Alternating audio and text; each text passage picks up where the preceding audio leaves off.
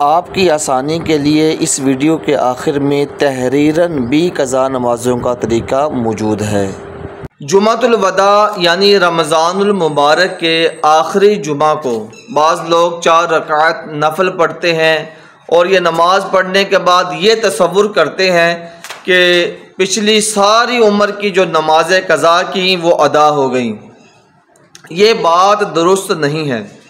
اچھا، ایک چیز یہ ہے کہ نماز قضا کرنا یہ بھی گناہ ہے۔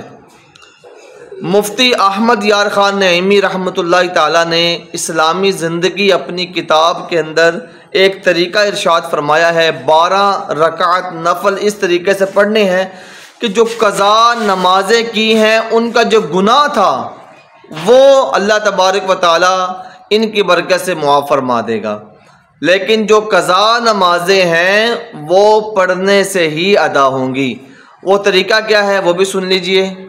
مفتی احمد یار خان نعیمی رحمۃ اللہ تعالیٰ اپنی کتاب اسلامی زندگی میں تحریر فرماتے ہیں کہ جمعۃ الوداع کے ظہر و عصر کے درمیان 12 رکعت نفل 2 رکعت کے ساتھ پڑھے۔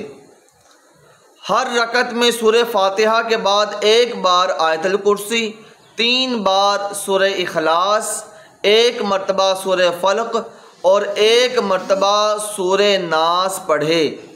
فرماتے ہیں کہ اس کا فائدہ یہ ہوگا جس قدر نمازیں اس نے قضا کر کے پڑھی ہوں گی ان کے قضا کرنے کا گناہ انشاءاللہ معاف ہو جائے گا۔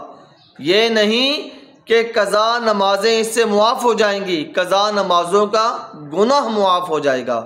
اور فرماتے ہیں کہ قضا نمازیں وہ تو پڑھنے سے ہی معاف ہوں گی، یعنی وہ ادا کرنا ہوگا۔ قضا نماز کا جو حساب لگانے کا جو طریقہ کار ہے وہ یہ ہے کہ اگر مثال کے طور پر ایک بندہ پہلے نماز نہیں پڑھتا تھا، اب وہ نمازی بن گیا، چند عرصے سے وہ نماز پڑھ رہا ہے، لیکن وہ چاہتا ہے پچھلی نمازیں جو قضا کی ہیں میں وہ بھی ادا کر لوں، تو اس کا طریقہ کار یہ ہے، مثال کے طور پر ایک بندے کی 40 سال عمر ہے اور اسے نمازیں پڑھتے ہوئے 5 سال گزر گئے۔ 40 سال اس کی عمر ہے، 5 سال ہو گئے نماز پڑھتے ہوئے، 5 سال وہ نکال دیں، باقی 35 بچے۔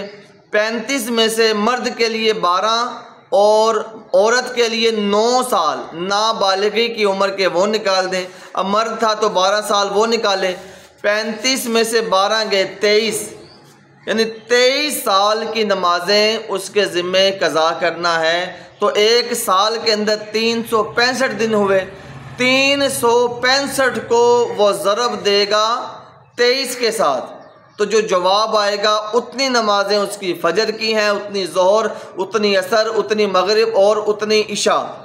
جو قضا ہوتی ہے صرف فرضوں کی ہوتی ہے یا واجب کی۔ عشاء کی نماز میں جو وتر ہیں وہ بھی قضا کریں گے، سنت کی یا نوافل کی قضا نہیں ہوتی، قضا صرف فرائض کی ہوتی ہے۔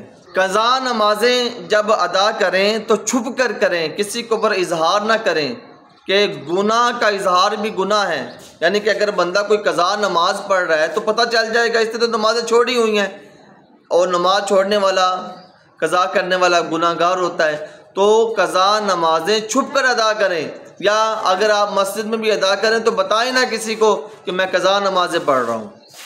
اچھا، اس طرح ایک دن کی 20 نمازیں ہوئیں، 2 فرض ہوئے فجر کے، 4 فرض ہوئے ظہر کے، 6 ہو گئے، 4 فرض ہوئے عصر کی نماز کے، 10 ہو گئے، مغرب کی نماز کے 3 فرض ہوئے، 13 ہو گئے، عشاء کی نماز کے 4 فرض یہ 17 ہو گئے، 3 وتر 20۔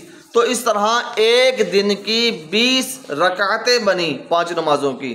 یہ قضا جو انسی ہے کریں گے، اس کو ترتیب سے بھی پڑھ سکتے ہیں، روزانہ 5 نمازیں پڑھ لیں، یا یوں بھی کر سکتے ہیں کہ حساب لگا کر پہلے ساری زندگی کی فجر پڑھ لیں، پھر ساری زندگی کی ظہر، عصر، مغرب، عشاء، اس طرح کر کے بھی پڑھ سکتے ہیں، اور ساتھ ساتھ ترتیب جو انسی ہے وہ لکھتے رہیں کہ میری اتنی نمازیں ہوں گی، اتنی رہ گئی ہیں۔ اسی طرح نمازوں کے اندر جو ہم نوافل پڑھتے ہیں، یہ نوافل کی جگہ اگر کوئی پڑھنا چاہے تو قضا نمازیں پڑھے، کیونکہ وہ تو ضروری ہیں قضا نمازیں۔ نوافل نہیں پڑھے گا تو گناہ گار نہیں ہوگا۔ جس طرح ظہر کی نماز میں آخری 2 نوافل ہوتے ہیں، نہیں پڑھے گا تو گناہ گار نہیں ہوگا، اس کی جگہ پر قضا نماز پڑھ لے۔ اگر سفر کے اندر کوئی نماز قضا ہو جائے تو سفر سے واپس لوٹ کر اقامت میں اگر آپ نماز پڑھیں گے تو اس کی قصر ہی کر کر قضا پڑھیں گے، اور سفر کے اندر اگر کوئی آپ نماز ایسی قضا پڑھ رہے ہیں جو اقامت میں چھوڑی تھی تو آپ وہ نماز پوری پڑھیں گے۔ قیامت والے دن سب سے پہلے نماز کا سوال ہوگا، تو ہمیں چاہیے کہ ہم اپنی نمازوں کی حفاظت کریں۔ اگر کوئی نمازیں رہ گئی ہیں ان کو قضا کریں جلدی جلدی حساب لگا کر، اور اللہ تعالیٰ کی بارگاہ میں اس کی توبہ بھی کریں کہ قیامت والے دن سب سے پہلے جو سوال ہوگا وہ نماز کا ہوگا۔ اللہ تعالیٰ ہمیں اپنی نمازوں کی حفاظت کرنے کی توفیق عطا فرمائے۔